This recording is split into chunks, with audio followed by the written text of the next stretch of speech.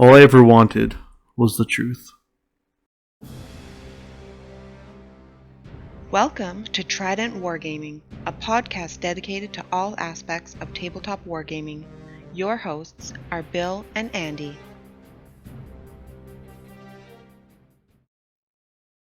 Hey everybody, welcome back to Trident Wargaming. This is episode 7, and we're talking about that Horus Heresy. I'm your host, Bill. And I'm Andy. And today we're jumping right into it. We're going to be actually talking about building your lists. What kind of list are you making for the missions themselves? And I know to kick things off, we're going to get Andy jumping in here. Yeah, so we talked about it actually earlier today, but we thought it was a good topic, was just some tactics in your games, like when it comes to the missions. How do you go about, or what do you put in your armies for like scoring units? You know, how do you play them? Do you take a lot of scoring units, or are you kind of at that min-max level, right? I know myself, like when I'm building an armies, I really find it important to have a fair bit of scoring units. Most of the games are usually objective bound, so having a lot of units to be able to move around and tactically use to actually take these objectives things is a pretty important aspect of the game. I know Bill, yourself, you go pretty heavy on like troops and objective secured units. Yeah, like being one for really trying to, I guess, max out my scoring for these objective based games. I'm usually always rocking at least 3 or 4, like your comp troop choices, be it tactical squads or support squads or whatever. And because I do run Terminators, pretty much every list has at least a squad in it. I really do try to take advantage of that implacable advance to ensure I have, it's not uncommon for my armies to have between 5 and 6 scoring units themselves, which I do find to be very important, because you're usually going to lose a few. Like, I know some people might just ignore the humble tax squad, but like for myself, it's definitely one of the targets I try to keep at the back of my head, and I don't let too many turns go by where I'm not starting to focus on the opponent's scoring units. Being able to really slow down their scoring, or even take their scoring away, especially if you're playing guys who are like min-maxing with just the bare bone 2 tactical squads or 2 of their comp units. You can really capitalize in a game, right? If to me that's just bad generaling if you let your scoring get wiped out by turn 2, 3, and then now you're trying to contest, right? So, and it does happen. Like, I mean, I know it's happened to me before, where I've been kind of outmatched or outplayed, right? Props to the better general, obviously, but a lot of times too is you got to kind of look at when you are building your army or armies, because they do vary. Like, as an example, as you know, Bill, and some guys might know as well, my Ultramarine list, I do normally have 3 scoring units, but when I use Guilliman, I am able to make 3 other units of mine objectives secured for scoring, and it allows me to have like the 6 in the army now, depending on the mission, right? So it's very useful. It's a little tricky at times too, because these scoring units are actually the javelin speeders, and they're really good for being on one side of the board and then zipping across the board to score that lonely objective that nobody's holding, right? So that's where it comes down to, like, when you are building your lists, there's questions sometimes you got to ask too. Is are my scoring units, if they're on foot, are they going to be able to make it to their objectives? Are they going to be able to withstand, shots coming in? Are they going to survive in order to score for me? Because some of these missions have objectives and you're scoring like each turn, right? Yeah. But you also got to think of, okay, well, they survived that. What about mobility, right? Are they going to get there fast enough? Or am I going to put them in transports? You have the options, right? From drop pods to dreadclaws to rhinos to land raiders and spartans and all that jazz. So really got to take a look at it and how important it is to have that kind of mobility with your army or with your scoring units. I know sure. I take rhinos in 10-man squads, just for that simple fact of, that rhino first turn can zip up, get into some cover, hold out for that turn, not get blasted. Okay, cool. If I'm holding that objective, even better, right? So yeah, there's a lot of things like that. I know yourself, you like to take those large 20-man squads of tactical marines, right? Yeah.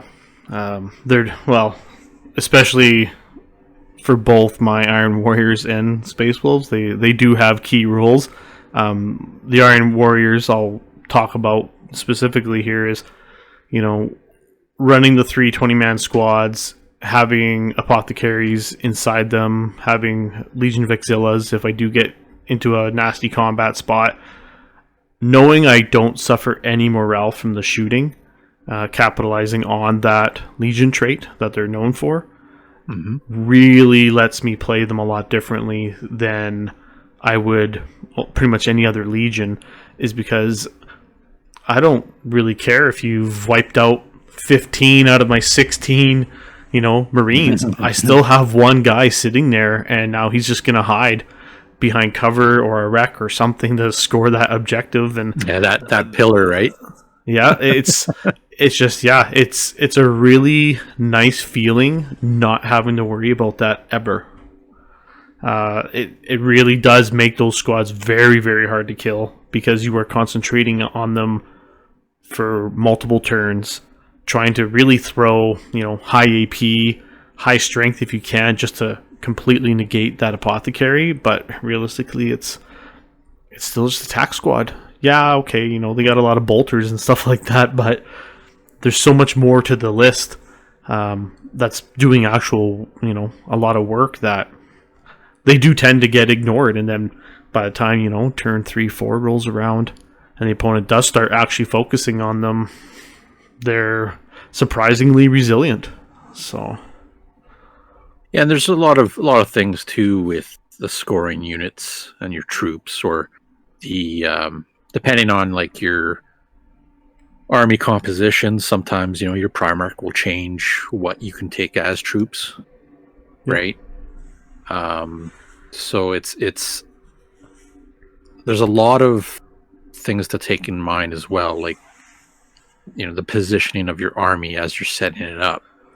If you know that there's a lot of objectives on your left side, then maybe that's what you're concentrating on. But then you got a couple objectives on the other side that you might be able to sneak to with a unit that's either outflanking or a unit that's going to drop down in a pod or something. Or if you have some fast units that can get there really quick in the time, in the match. So there's a lot of possibilities, a lot of things like that. But it's almost a matter of just, you definitely need to like kind of analyze the battlefield, right?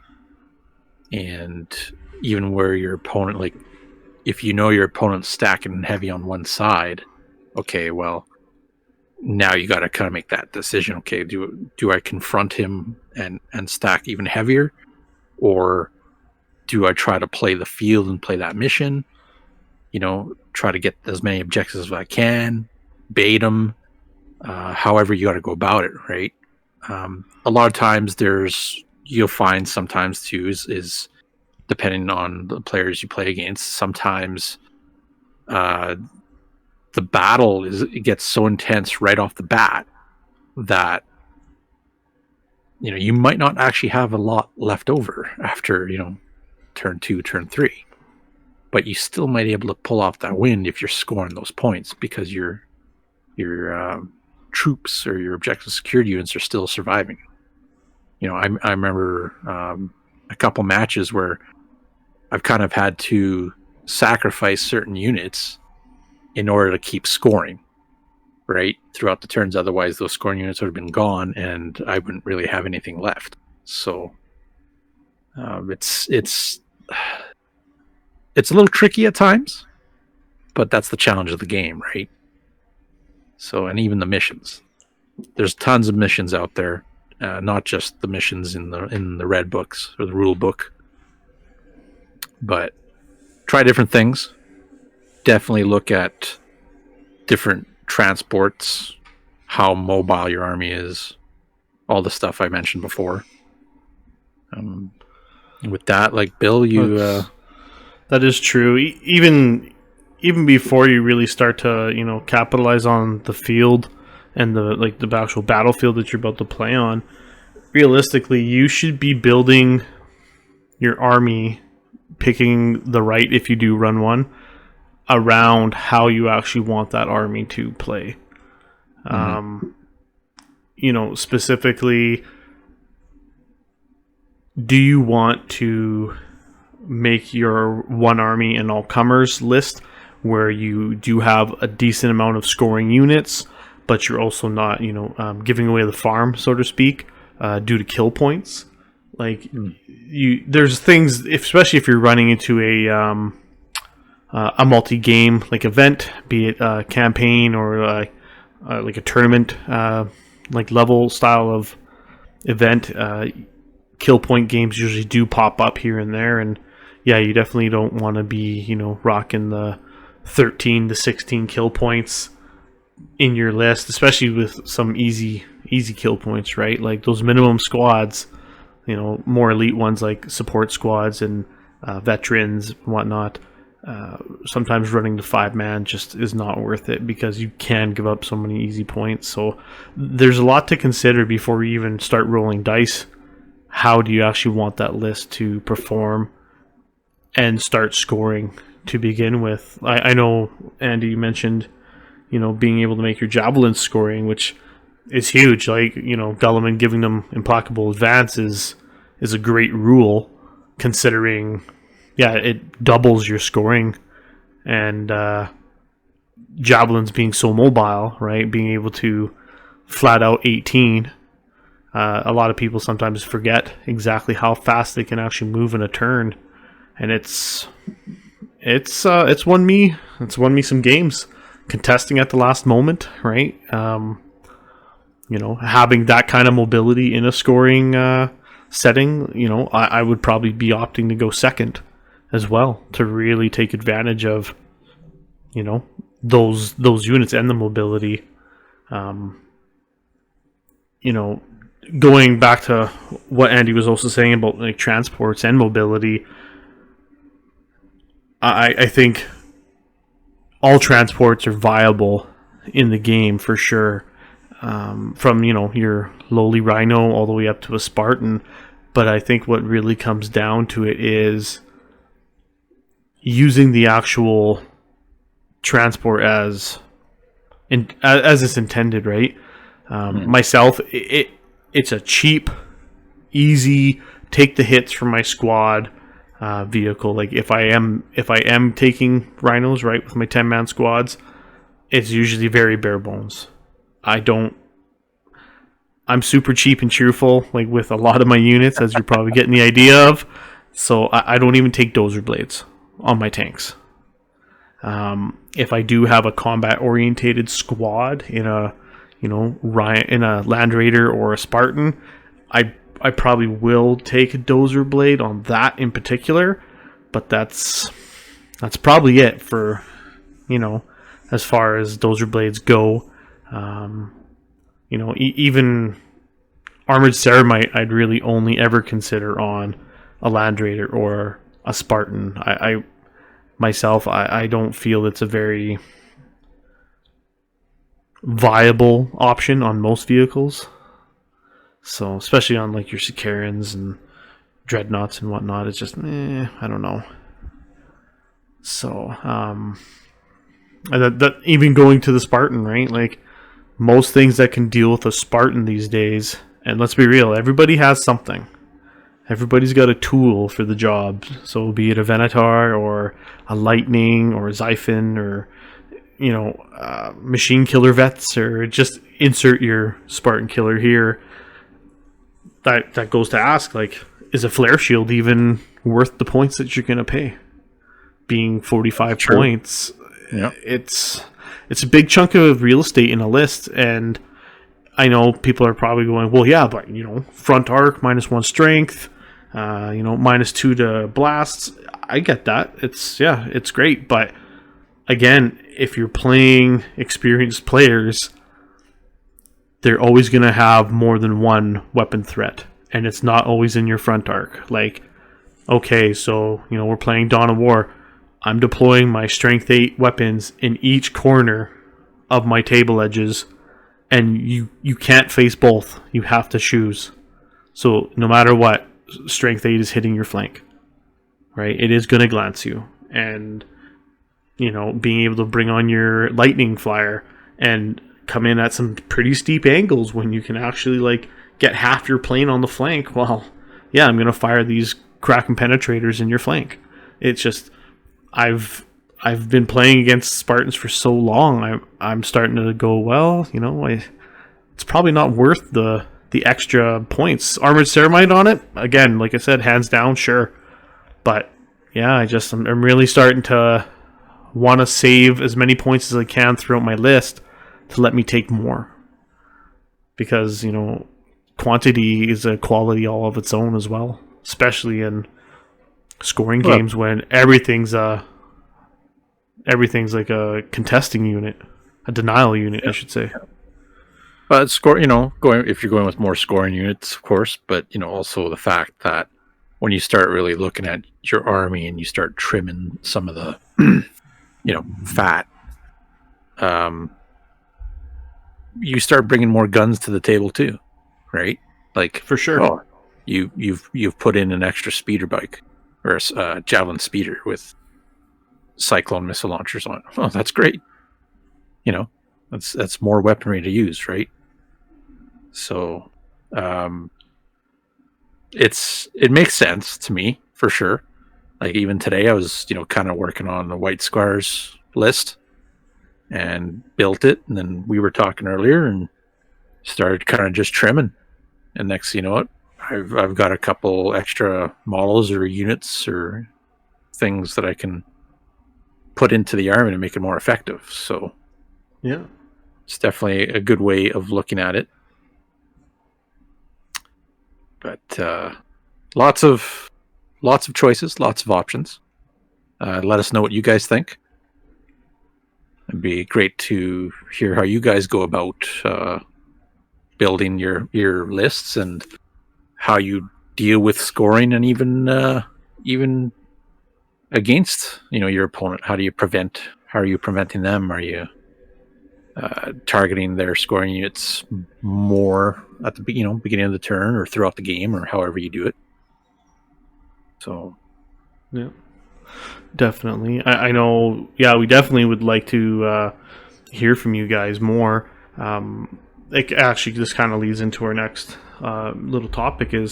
So we actually had some listeners that were very curious on army building itself, and really were asking questions about some of the HQ characters, mainly like a Praetor. Are Praetors worth really investing in? Kind of a double-edged sword, depending on your playstyle and how you're actually wanting to do it. As far as if you are taking a Primarch in your list, I don't think they're worth juicing up 100%. And I know it's going to sound weird, but even without a Primarch, I don't think Praetors are worth juicing up to, 200 points as well. They don't always need all the equipment because they can be so points heavy. Oh, they're majority of the time they're like what, 200, maybe more than 200 points. Around, yeah. It really depends the options, but it's minimum usually 170 to 200, 205, around there. It's a huge like points investment, especially if you are going to be throwing him into some deep combat against other, scary units. Now, you could run, the double lightning Praetor and go hunting, infantry, and he would excel at that by himself for sure. It really comes down to how you want to play. 9 times out of 10, my Praetor is very much a support character. So he'll have a fist, but I don't plan on really getting it to engage. Like, I'm usually running him as a Warsmith, right? And Warsmith, he ain't getting his hands dirty. He'll take you out with some bullets before you get close enough, right? Like, but that's me. Like, my Space Wolves Praetor, yeah, he's kitted, but I don't need digital lasers. I don't need master crafted. It's a lot of extra points for not the greatest. So, because typically, depends on the army. I'm going for like just the kill basically. It's the classic Paragon blade. So I don't like the divining blade in particular. That's that nasty piece from book 8. So yeah, it's expensive. Well, it's expensive, and I don't know. The mechanics of it, I'm not really a big fan of. So it's just automatic, all instant death. I think it's 45 or 50 points, like all said and done. Yeah. So it's just, I don't know. And a lot of Praetors, they all seem to have it. It's just it's like the Paragon blade is a thing of the past now, right? So yeah. But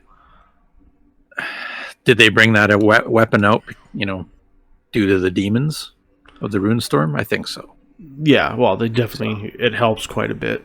We've seen it do some serious lifting. Now, if it had that effect just on demons, and it just acted as a Paragon blade, maybe it would be a little bit better for gameplay. But obviously most guys, I know myself, I've used it and it's great. Like, it's a great weapon to have, but it is super expensive. So yeah, hasn't really made its way back into any of my armies.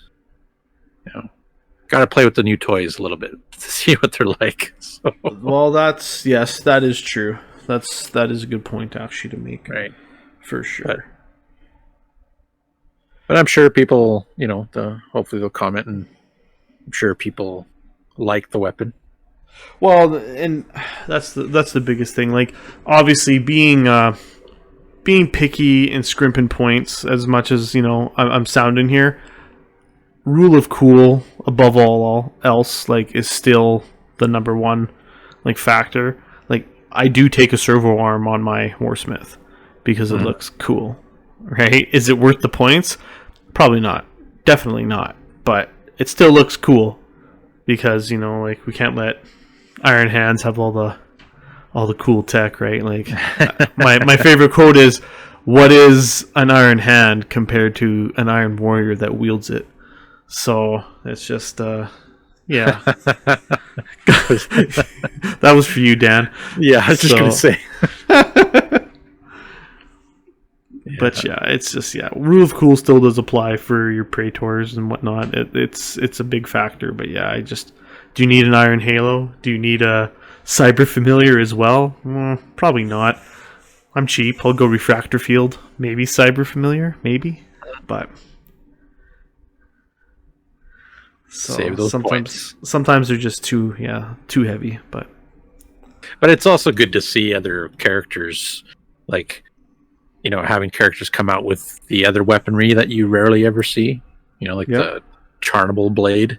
Even though it's it's not that great, but people start to use that kind of stuff. It's interesting to see how it does. Would I pit it up against a named character? Probably not, because most of the named characters are like way cheaper and have some pretty decent rules to go with them, right? Yeah. So, Sigsman, Karn, they're really good Praetors level named characters, right? Yeah. So, Well, shit. Sigsmund is... I don't even know he's Praetor he level. is. He's baby Primarch, right? yeah, that's true. That is true. Had a good couple fights against him. Yeah. It is true. So, but what else we got there, Bill? We were talking about earlier.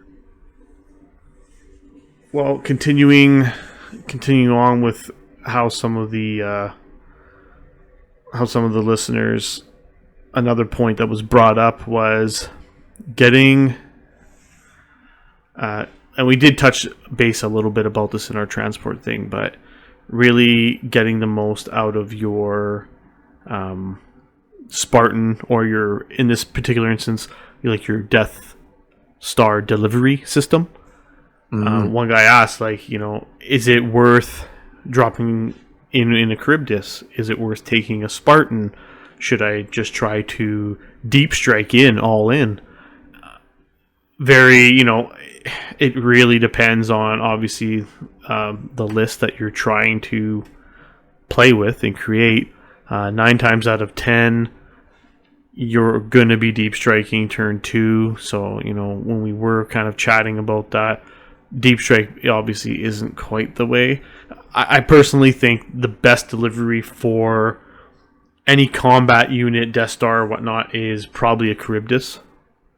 Only because a Spartan, you can get blown out of your Spartan in your deployment zone, and then your foot slogging, which, like we also discussed, it takes you out of the game usually, because especially with certain armies, salamanders, fire drakes, Vulcan. Yeah. You get blown out of your tank early game, you're walking. Yeah. And more than likely, you're not going to get into the fight, which sucks. Mm-hmm. But then on the other hand, like you're saying with the Charybdis, World Eater's army comes down on Charybdis with, with Angron and whatever assault units pretty much you want from that army. Yeah. Be it inductee or be it Terminators or Butchers, they're in your face. And usually if you're doing that, what we've seen it in the past is that not only is that Charybdis coming down, but there's Anvilus Dreadclaws, coming down as well, right? And they're usually spewing out close combat units as well. So that's like a multiple threat right there, and it works good for that army, right? It does. And I was just going to add, especially, when talking about dropping in, you really, really have to focus on your target saturation, right? If you're only dropping, 3 squads, those 3 squads got to be really, really hard, or have so many numbers that you're really going to overwhelm that deployment zone.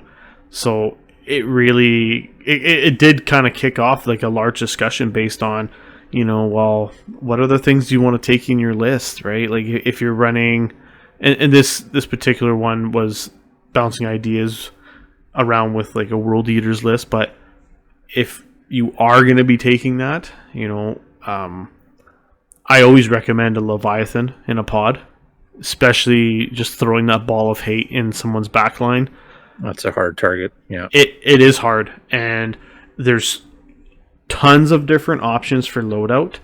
I think some of the best loadouts that you can actually give that thing is a Melta Lance and the Snippy Claw. And the only reason I'm going Snippy Claw as well over the Siege Drill is 9 times out of 10, if a guy has a Spartan or a Primarch Death Star unit, he's probably going to try and jump out to help like mitigate what your Leviathan can actually do. And because the Leviathan's actually quite hardy in combat, and being able to do that severing cut to actually do like an additional D3 wounds, you could be surprised that Leviathans can actually do a fair amount of damage to multi-wound models. And that goes for specific Legion Terminators that are multi-wound, or just multi-wound units as well, like Ogrins if you're dropping into a Solar Auxiliary army. It's just that for me, that's a very top loadout. Or you do one of each arm, one Snippy Claw, one Siege Claw, just because you can deal with both infantry, multi-wound infantry, and vehicles. So, but yeah, always recommend that, and the Discharger, of course, because like, who doesn't want to rain down poison clouds and death and everything? Oh, that's right, salamanders don't, but so yeah, I was just gonna mention the Discharger there. There's been so many times where comes down, I get blasted, and then he, like Bill would use this weapon on me and just kind of devastate stuff. And then all of a sudden, because it leaves a footprint, yep, on the table. So it's like, well, okay, now there's an issue there too if I need to move. Well, and not to mention like one of the best rules in the game, crawling fire. Yeah, like you get to shimmy over and hit more targets. Yeah, it is probably one of the most like underutilized, underestimated rules in the game. It's crawling fire can do so much damage and really, really just wreck people's days. So it's just, but that's just a Leviathan, right? Like 9 times out of 10, if you're using a drop style list, obviously odd numbers are better, and you really, I think, drop style lists really start to come into their own around the 7 to 9 drop unit range, because at least you're dropping either 4 or 5 pods first turn, where you can hopefully, refuse a flank. You can just, completely like just saturate one area of the board. Obviously, that's kind of my thought process when I'm using drop style armies, is to use the drop pods to drop in front of actual guns that'll hurt me, so I can actually get cover from them, and try to really pack into one side. And the more it seems you pack onto one side of the table or another, you're actually starting to take away some of the guys shooting and some of their mobility as well, where they're getting bottlenecked into this spot where they usually back up and start to pull away from you, but you've already started to take your first step in your battle plan, because the enemy is now reacting to you. They're not proactively actually trying to stop you. They're reacting to everything that you do. So come next turn, when more of your pods come in, now you can actually start to really dictate that flow of battle. And again, keep dropping those pods in the front. You can keep actually pushing this opponent into a corner or just down the board, and you can really start to herd another player where you actually kind of want them. And if you've got a lot of scoring dropping in, and he's just afraid of like the units that are actually hurting him, well, those scoring units now can start to move and run and spread out the board, and you can actually carry quite a bit of put a lot of distance between you and another player. So it's just, there's so many different things to consider when you want to use a drop list. But those are some of the things we did recommend, is Leviathan for sure, and try to really have between the 7 and 9 drops. You can maximize what's coming down in that first turn, because that volley's got to really count. You may not want to put squishy shit first. So Yeah, and that's a good point with like you said, possibly flooding the one side with your pods, because there's been a lot of times where you used to play some games where it's like it turns into a parking lot, Yeah. right? Like I got no space to deploy, everything's in transports or it's really tight, and this will usually happen with the Imperial Army, the militia, if they have a lot of transports and stuff and just a lot of infantry, because now well, I don't want to get assaulted by some Space Marine unit, right? Yeah. Or Leviathan, or even Contempt, or even just a regular box dreadnought. But that's exactly what will happen is they'll start backing up. But then on the other hand, I've seen it and I've been part of it where I've got enough guns to take these out. Like, okay, you dropped in, you did your damage. If I still have my guns, you're getting taken out, right? Which in turn, for my opponent, it actually kind of saves a lot of their other units, that are coming and swooping in or closing in the gap to get into close combat. So it's a good tactic. Like, it's a really good tactic. It can put the opponent on the back pedal and, like you're saying, react, and sometimes it actually really messes up their whole game plan. Yeah. Right. And we've seen it before. It's happened to me. I'm sure you've seen it too, or, well, I'm going to say probably 90% of the time you're the one causing it, but yeah. Yeah. Well, yeah, you just, those in podcast land, a Dreadclaw dropping in front of Laser Destroyer Vindies is pretty effective at taking away a lot of shots. Yeah, it definitely is. And, even if it's not that case, when you are dropping these units, a lot of times you're forcing, obviously, the opponent to deal with these units. But at the same time, if the opponent is moving, you're actually cutting off a lot of lines of fire, right? Yeah. So, like my Vindies, if I ended up backing them up, well, I placed them there for a reason, because they had a good bead on, just that line of fire towards your deployment. They got a good area that they can see.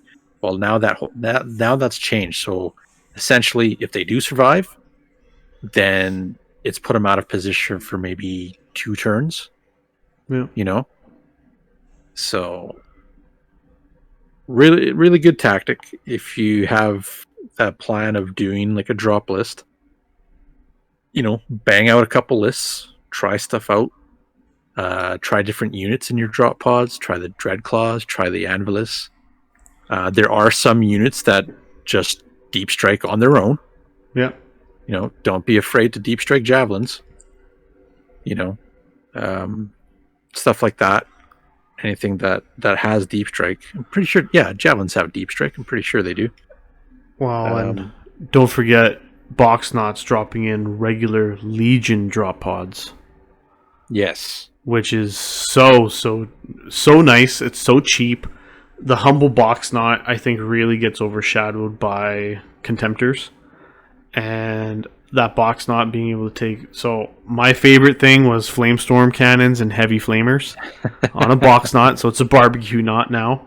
And yeah, you're just throwing a regular drop pod, drops in, and, going after that classic 2-3 thud gun battery squad and just flaming them for that sweet, strength 6 AP3.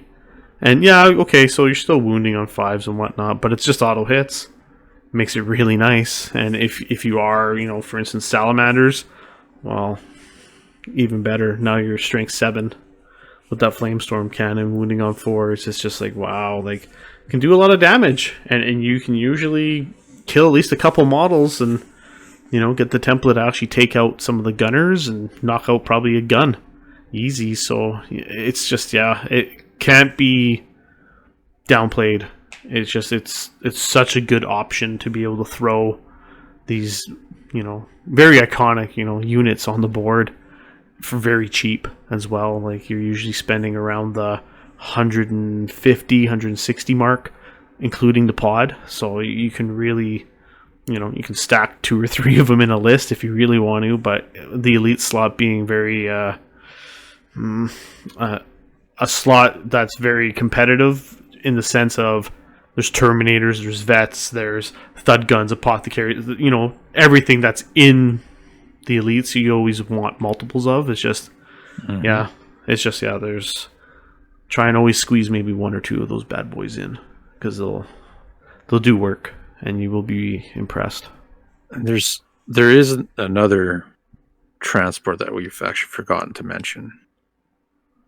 The siege drill. The termite. Oh, yeah. Termite. Yeah. Yep. The newest one, I guess. True. I haven't used it. No. I know, and I, no pun intended, but we do see it surfacing a lot.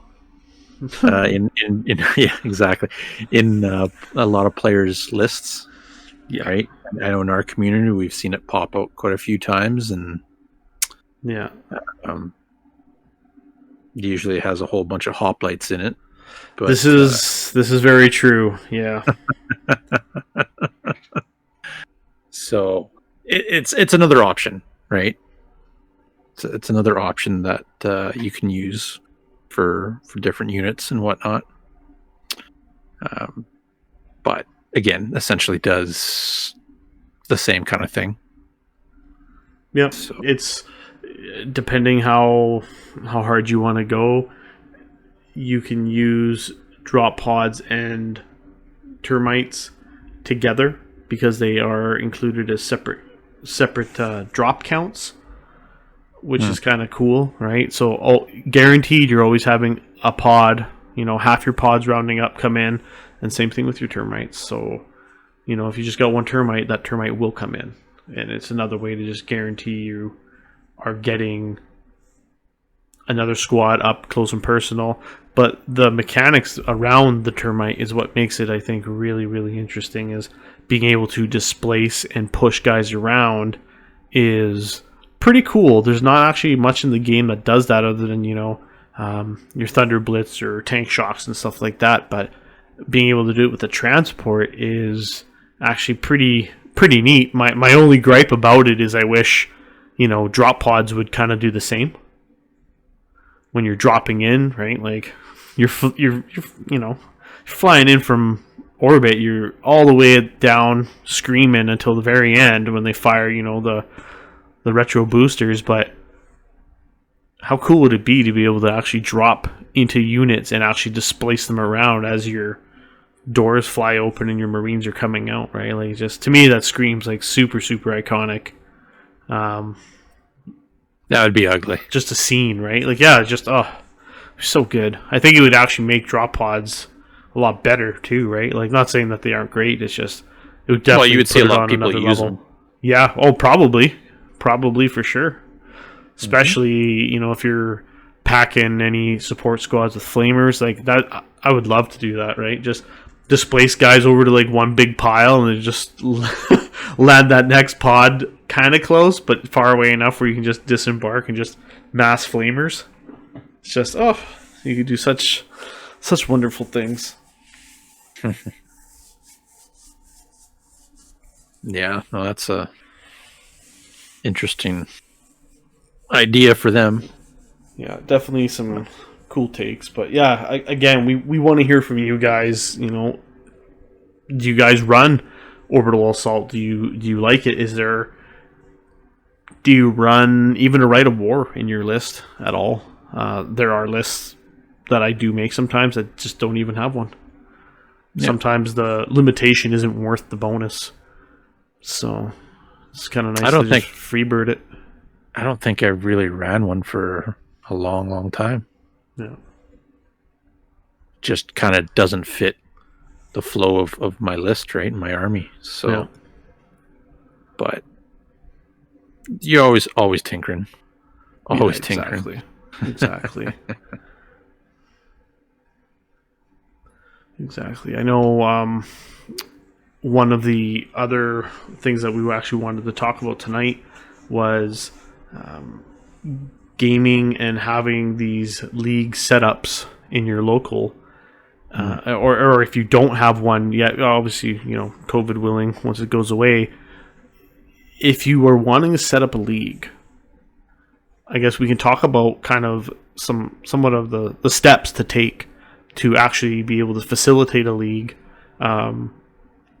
and to also, give you guys a little bit of an insight of to what to expect for leagues as well.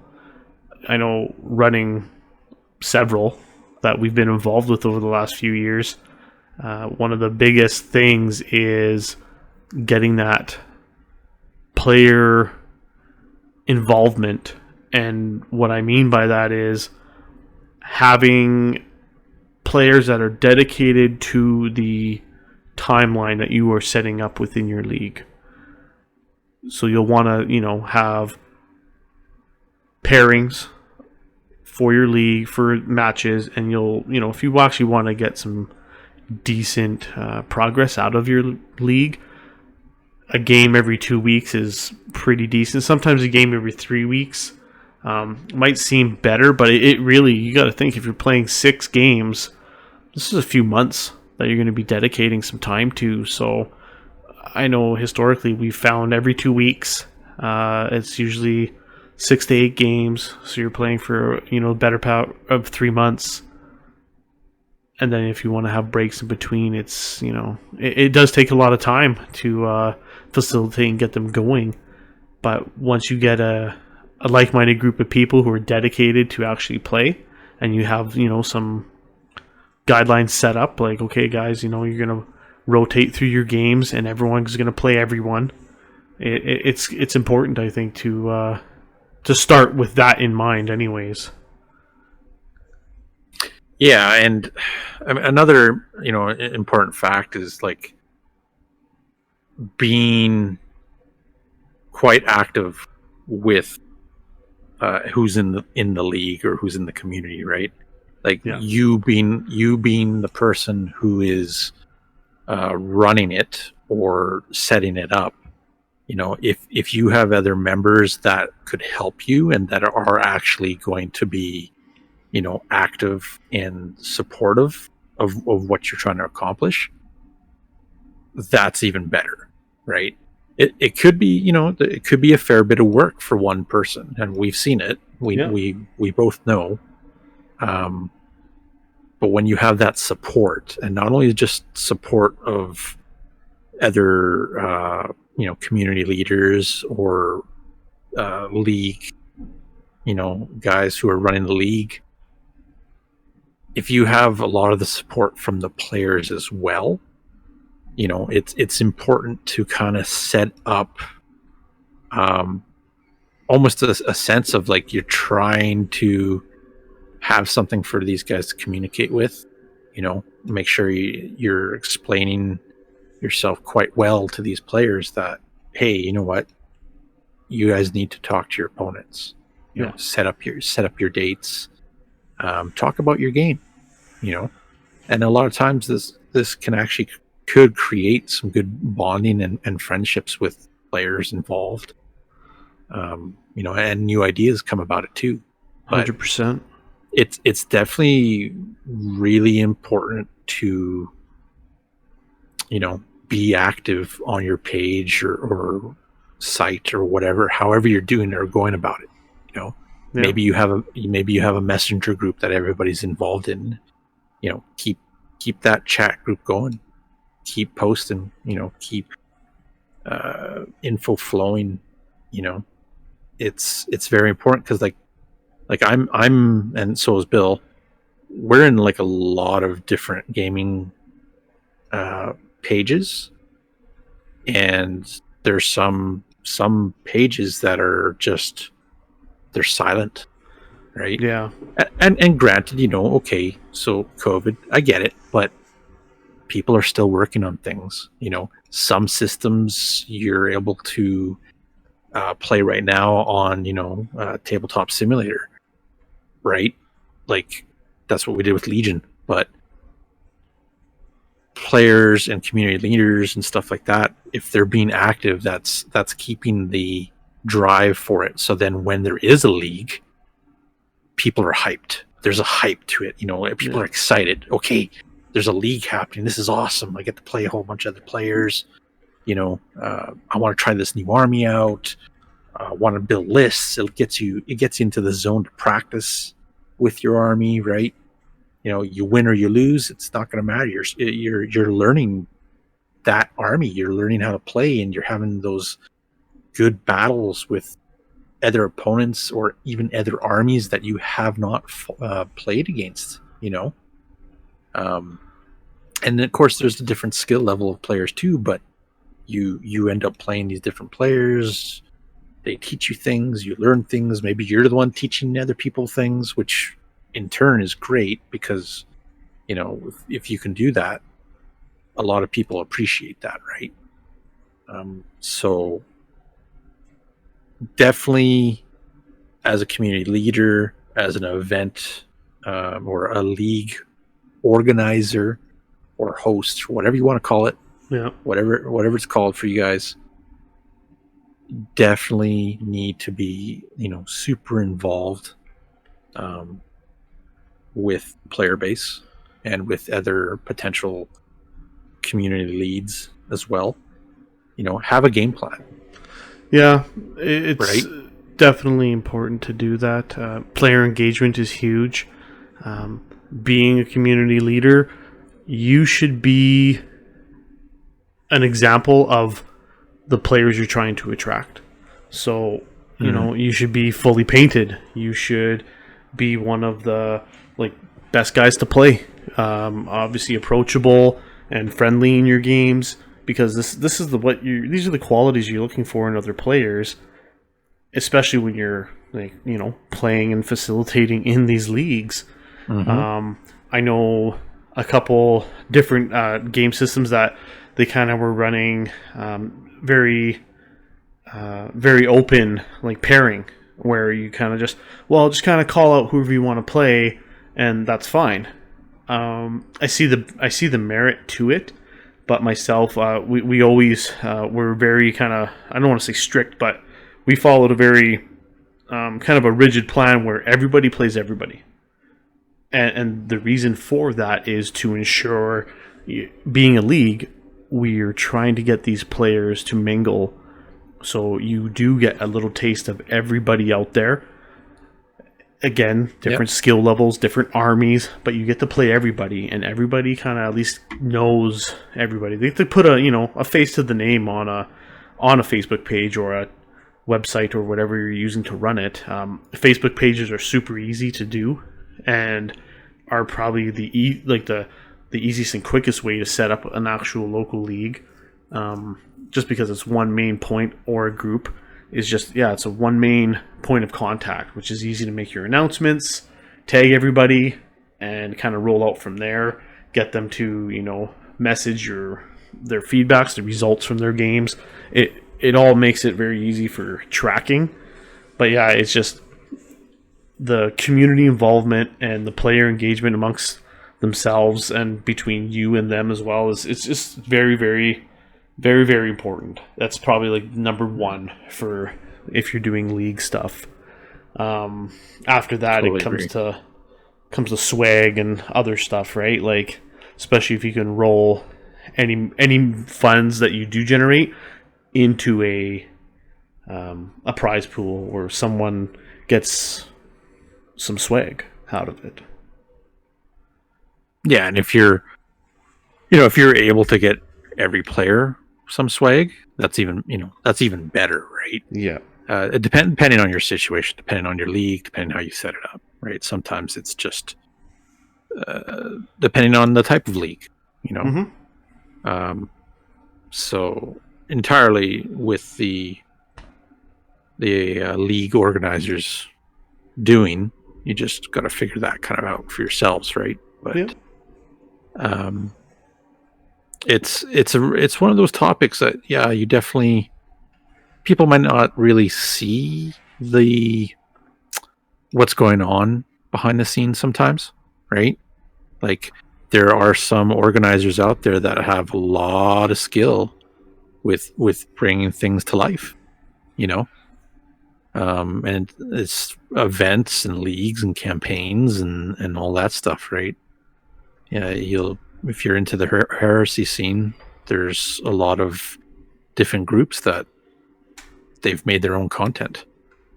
So, there's a lot of good stuff out there. There's a lot of good info out there to do these leagues. So, yeah, before I go any further with content, there's some good stuff out there, and Mornevel is one of the good ones that are out there. They've got so much stuff in their books, but that'll be for another time, I think, because we could really, really go and deep dive into that later on. Oh yeah, there's so much between Mornevel Events Group and also some of the awesome content from King Fluff as well.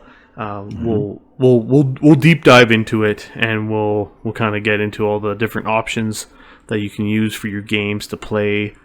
Nice thing is like these rules are free, so it costs you nothing to be able to jump into them and actually explore.